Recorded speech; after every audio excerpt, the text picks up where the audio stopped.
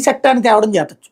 ఇంకొకటి వీళ్ళు చెప్తున్నటువంటి వేధింపుల్లో అరబిందో అనే సంస్థ భారతదేశంలో టాప్ 5 సంస్థ. అది దాన్ని వేధించింది ఎవరు?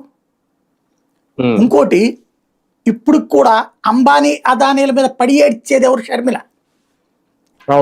ఈ అంబానీ అదానీలను పట్టుకొచ్చినోడు జగన్మోహన్ రెడ్డి కాబట్టి అదే అంబానీలు అదానీలు ఇప్పుడు కూడా పెట్టుబడి పెడతామంటున్నారు కదా, తీసేస్తామంటలేదు కదా.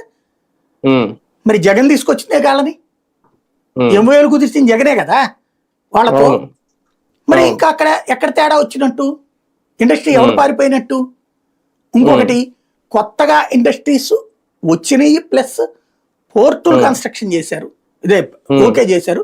ఇప్పుడు మొన్ననే ఆయన కొండపల్లి గారు మీటింగ్లో చెప్పుకొచ్చారు, మీకు అందరికీ చాలా అవకాశాలు ఉన్నాయి ఇండస్ట్రియలిస్టులకి, మా దగ్గర ఇక్కడ పోర్టులు పూర్తి అవ్వబోతున్నాయి, 4 పోర్టులు ఉన్నాయన్నీ కలిపి నడవబోతున్నాయి అన్నటువంటిది. ఎవరికి చెప్తున్నారు? అయ్యి పోర్టులు జగన్ ప్లానింగే కదా, ఫిషింగ్ హార్బర్లు జగన్ ప్లానింగే కదా, అలాగే స్టీల్ ప్లాంట్ జగన్ ప్లానింగే కదా తీసుకురావడం అనేటటువంటిది. కాబట్టి ఎవరిది ఆపారు అంటే ఏమీ ఉండదు.